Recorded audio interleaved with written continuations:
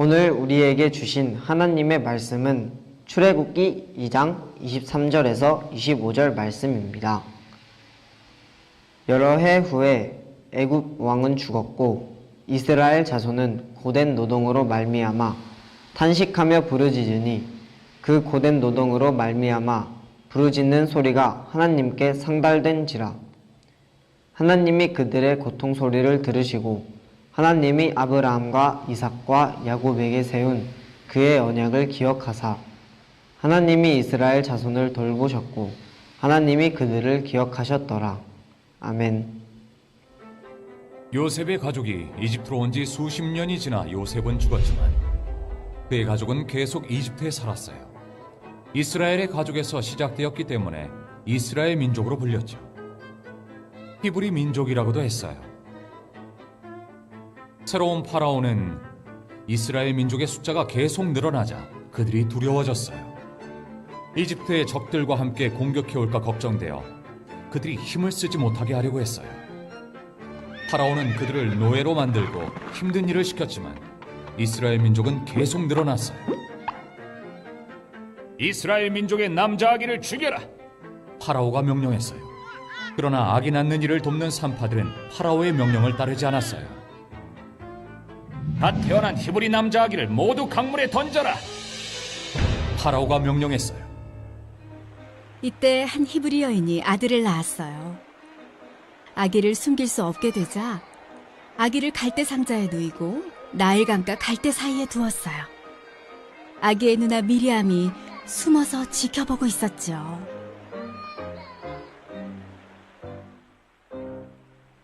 얼마 후 목욕을 하러 나온 파라오의 딸이 울고 있는 아기를 발견했고 그를 불쌍하게 여겨 자기 아들로 키우기로 마음먹었어요.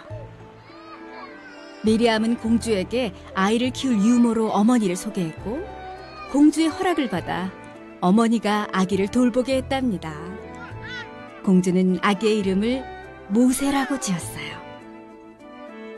어른이 된 모세는 이집트를 떠나 목자로 살았어요. 한편 고통받던 이스라엘 민족은 하나님께 부르짖었어요. 하나님은 모세를 보내 그들을 구할 계획을 세우셨죠. 어느 날 모세는 불붙었지만 타지 않는 떨기나무를 보았어요. 하나님이 떨기나무 가운데서 모세를 부르셨어요. 모세야, 모세야. 모세가 대답했어요. 제가 여기 있습니다. 내 백성의 고통을 내가 보았다. 이제 내가 내 백성을 이집트에서 인도하여 내가 준비한 땅으로 데려가라. 모세가 하나님께 여쭈었어요. 사람들이 하나님의 이름을 물으면 제가 무엇이라고 그들에게 대답할까요? 나는 스스로 있는 자이니라. 가서 스스로 있는 자가 나를 너희에게 보내셨다라고 하라. 그들이 나를 믿지 않으면요? 모세가 물었죠. 그러자 하나님은 3가지 기적을 증거로 보여주셨어요.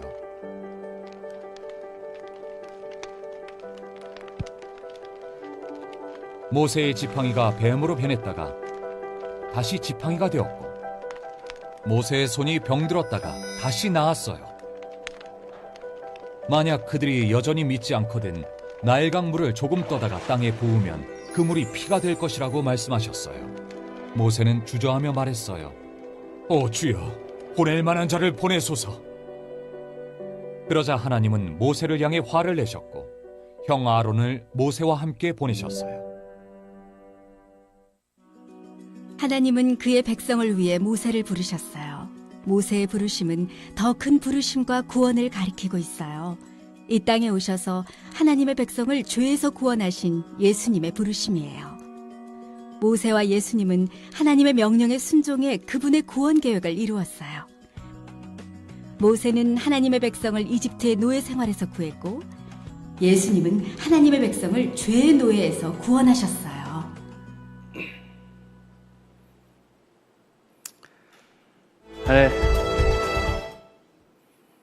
할렐루야. 뉴스가 한 번 더 나오는 줄 알았어요. 한 주간도 평안히 잘 지내셨습니까? 아멘. 우리 방학한 친구들도 있을 거고 이번 주부터 목요일부터인가요? 방학을 하는 친구들도 있을 거고 그리고 다음 주에도 방학을 하는 친구들도 있을 겁니다. 한 가지 안타까운 소식, 아까 광고 때도 광고했지만 수도권의 코로나19가 잠잠해지지 않아서 우리가 계획했던 그 학예 수련회를 잠정적으로 좀 취소할 수밖에 없음을 알려드리면서 미안하게 생각합니다. 네. 자, 이제 오늘부터 이제 출애굽기를 들어가도록 하겠습니다. 이 출애굽기는 여러분 창세기 뒤에가 뭐죠? 다음 책이 출애굽기죠. 네. 근데 창세기에서 이 출애굽기로 넘어가는데 약 한 400년의 시간이 긴 텀이 있습니다. 이것은 이 긴 텀은 어디서도 볼 수 있냐면 우리 구약 성경의 마지막 책이 무엇이죠? 말라기 책이죠. 이 말라기가 이제 끝나면서 예수님이 오시는, 그러니까 세례 요한이 탄생함으로써 예수님을 증거하는, 그리고 예수님이 탄생하는 그 신약의 시작이 되는 데까지 약 또 거기도 한 300년에서 400년의 중간기가 있다라고 이제 신학자들은 표현을 하고 있어요. 그런데 이제 그 빈 공간 안에, 빈 시간 안에 하나님이 아무것도 안 하셨냐? 그거는 아니고 하나님께서 이제 출애굽을 준비하는, 그리고 출애굽을 통해서 이스라엘 백성을 구원하는 그런 과정을 만들어 가신다라는 것을 알고 출애굽기를 들어갔으면 좋겠습니다. 그래서 오늘 이제 저는 출애굽기에 대해서 별명을 하나 지었는데 그게 무엇이냐면 바로 하나님의 구출 계획이라는 별명을 한번 지어봤어요. 그래서 출애굽기의 영어 제목이 혹시 무엇인지 아는 친구들이 있나요? 이 영어 제목으로는 엑소더스라고 하는데 밖으로 나감, 떠남이라는 뜻을 가지고 있어요.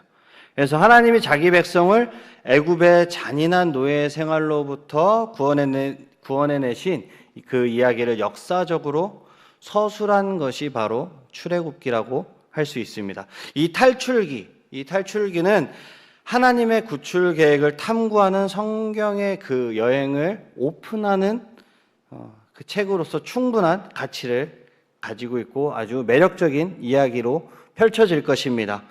물론 전도사님은 설교를 재미없게 하겠지만 그래도 재밌게 들어주면 좋을 것 같습니다. 그리고 이게 캐캐묵은 옛날 이야기가 아니라는 거예요. 우리 삶에 매우 중요한 의미를 담고 있는 이야기가 될 것입니다. 우리에게 변화에 대한 갈망과 도전을 주기에 부족함이 없다고 저는 생각하는데 여러분들도 그런 도전을 받으시기를 주님의 이름으로 축복합니다.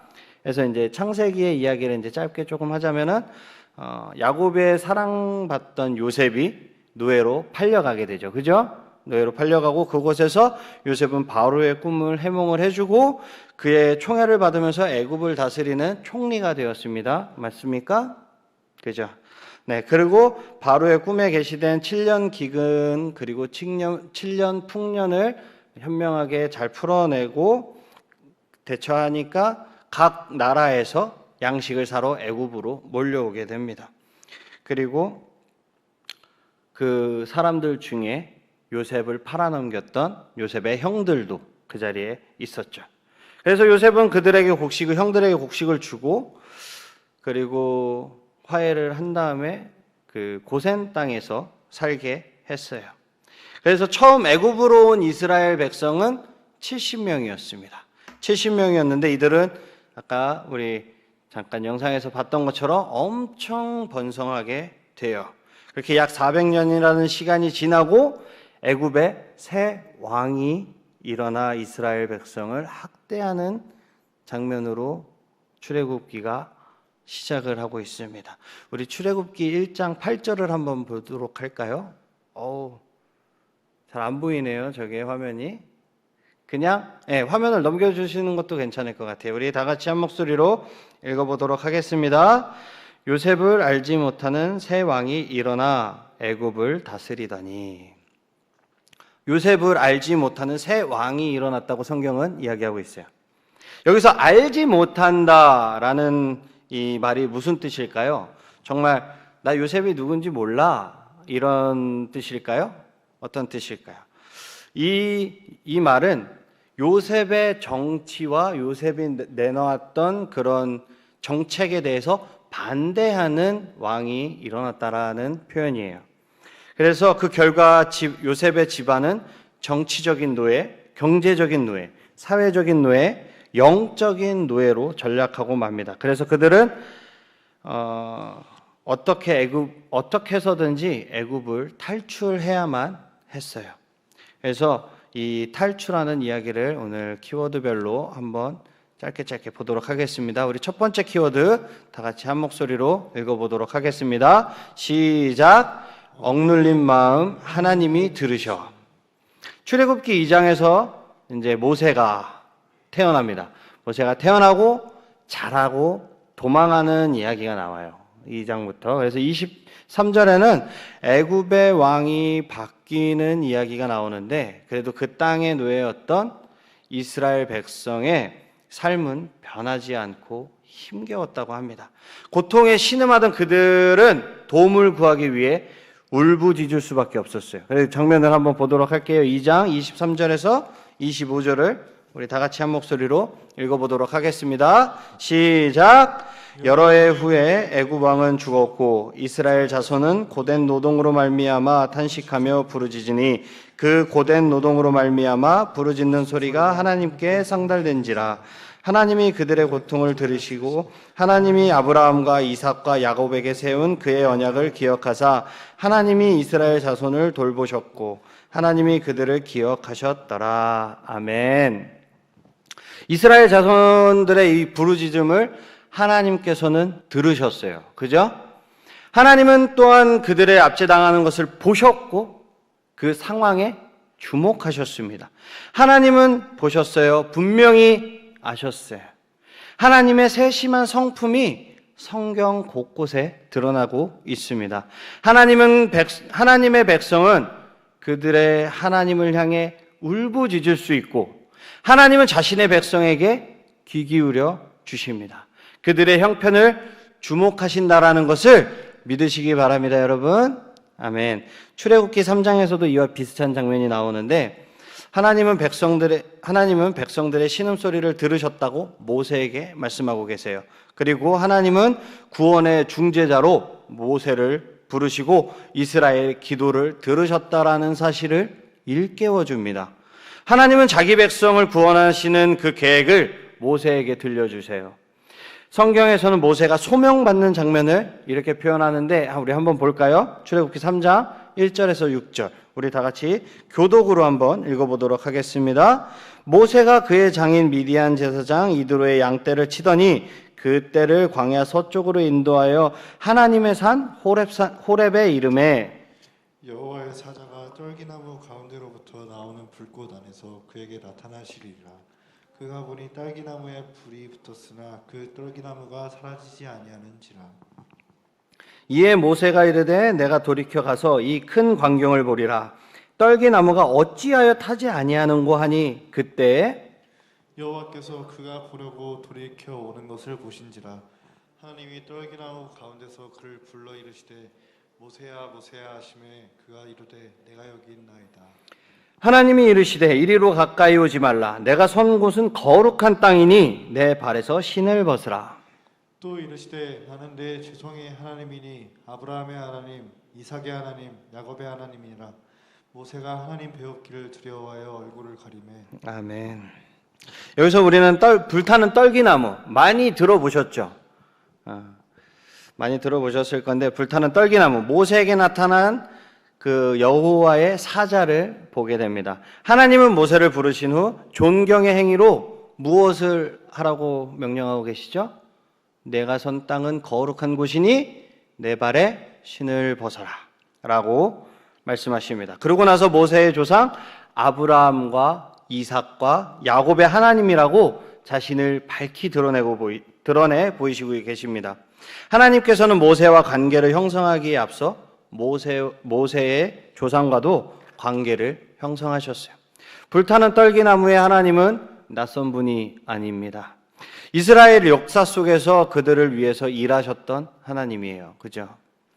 하나님께서 나는 아브라함과 이삭과 야곱의 하나님이었다 라는 식으로 과거형을 사용하지 않으시고 나는 아브라함과 이삭과 야곱의 하나님이다 라고 말씀하신 것을 기억하시기 바랍니다. 이 말은 하나님의 백성은 절대 죽지 않고 하나님과 영원한 관계 속에서 하나님과 함께 한다는 것을 보여주고 있는 거예요. 여러분, 하나님을 알려면 하나님과 진정으로 만나셔야 합니다, 여러분. 하나님과 대면해 본 사람은 그 독특함과 그 거룩함으로 인해서 하나님을 착각할 수가 없어요. 다음 단계는 우리가 만난 그 하나님을 어떻게 신뢰할지 결정하는 거예요. 우리 두 번째 키워드 한번 보도록 하겠습니다. 두 번째 키워드 다 같이 한 목소리로 시작. 절실한 마음 하나님이 들으셔. 하나님이 압제받는 자의 기도를 어떻게 들으시는지 살펴봤어요. 이제 하나님이 이들에게 어떻게 응답하시는지 살펴보도록 하겠습니다. 우리 출애굽기 3장 11절에서 15절을 우리 교독으로 한번 읽어보도록 할게요. 모세가 하나님께 아뢰되 내가 누구이기에 바로에게 가며 이스라엘 자손을 애굽에서 인도하여 내리이까. 하나님이 이르시되 내가 반드시 너와 함께 있으리라. 네가 그 백성을 애굽에서 인도하여 낸 후에 너희가 이 산에서 하나님을 섬기리니 이것이 내가 너를 보낸 증거니라. 모세가 하나님께 아뢰되 내가 이스라엘 자손에게 가서 이르기를 너희의 조상의 하나님이 나를 너희에게 보내셨다 하면 그들이 내게 묻기를 그의 이름이 무엇이냐 하리니 내가 무엇이라고 그들에게 말하리까. 하나님이 또 모세에게 이르시되 너는 이스라엘 자손에게 이같이 이르기를 너희 조상님 하나님 여호와 곧 아브라함의 하나님, 이삭의 하나님, 야곱의 하나님께서 나를 너희에게 보내셨다 하라. 이는 나의 영원한 이름이요 대대로 기억할 나의 칭호니라. 15절은 제가 읽는 거 아니었나요? 아무튼 그래서 내가 성경을 잘못 보고 있나 싶었어요. 모세는 사명을 받았지만 여기서 보면 사명을 받아들이지는 않고 있어요. 그는 하나님의 부르심에 순종할 수 없는 핑계들을 대고 있습니다.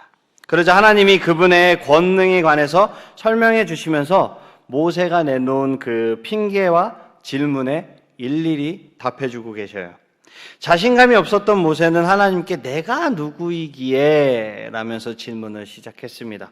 이 말은 자신이 40년 동안 광야에만 있었던 사람이라는 뜻이에요.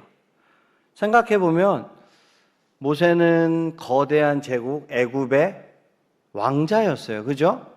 바로의 딸의 아들로서 왕자였습니다.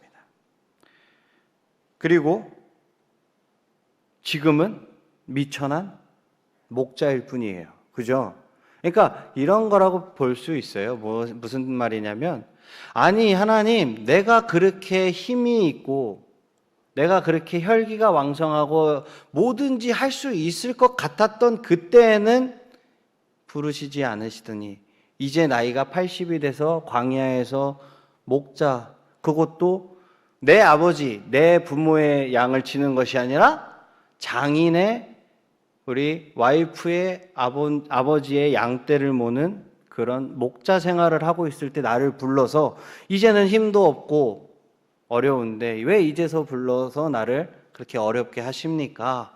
라는 뜻이라고 볼 수 있을 것 같아요. 내 손에 땀이 있고 혈기왕성한 젊은 시절에는 불러서 사용하지 않으시고 왜 이제 와서 나를 쓰시려 하십니까?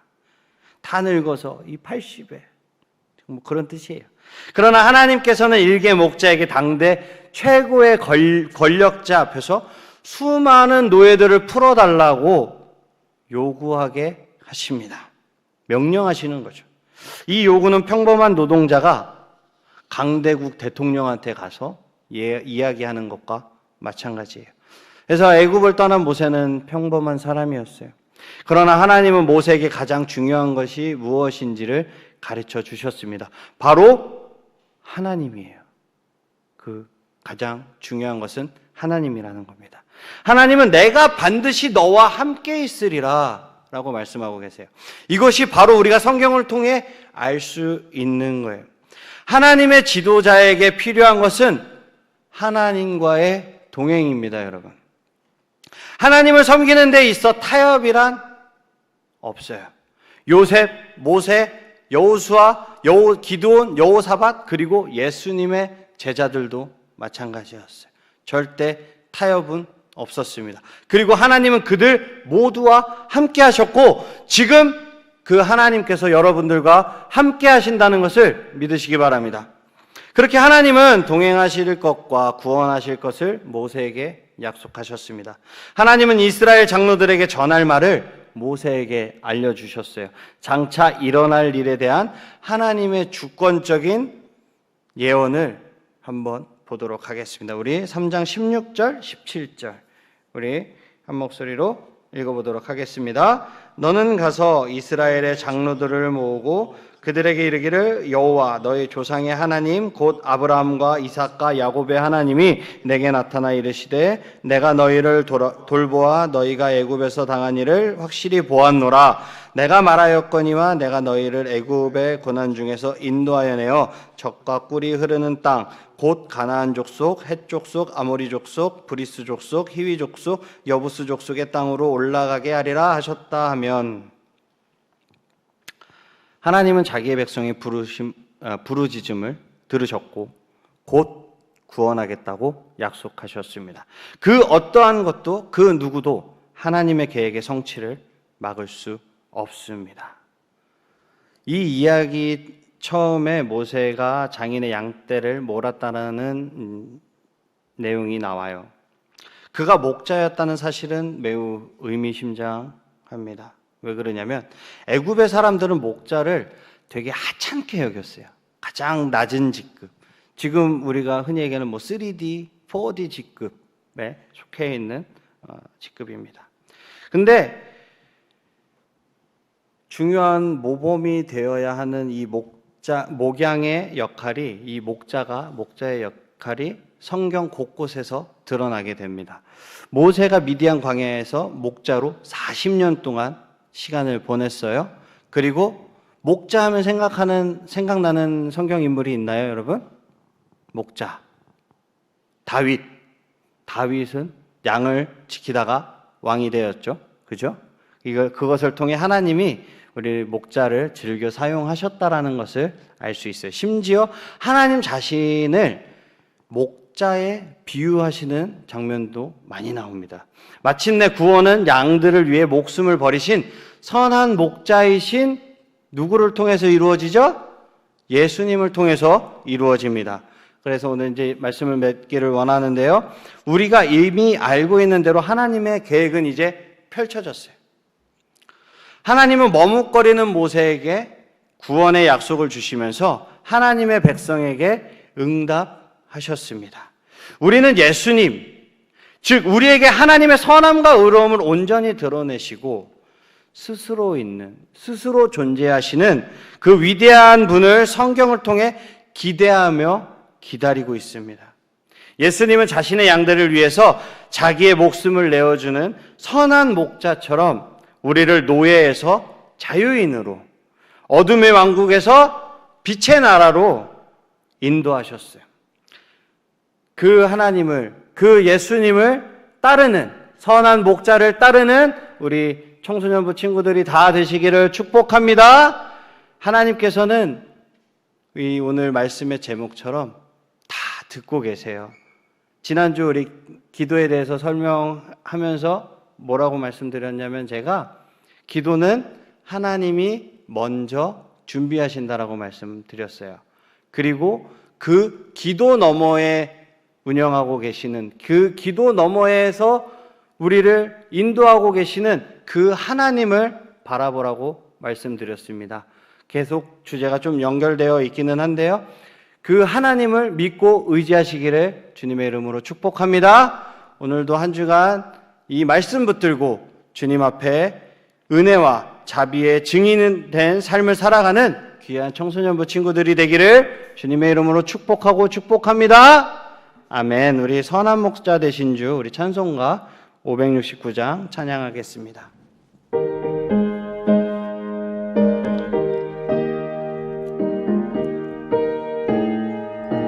선한 목자 되신 우리 주, 선한 목자 되신 우리 주, 항상 인도하시고 푸른 풀밭 좋은 곳에서 우리 먹여주소서. 선한 목자 구세주여 항상 인도하소서.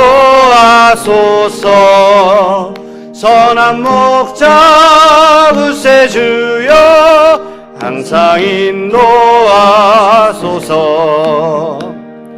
양의 문이 되신 예수여 우리 영접하시고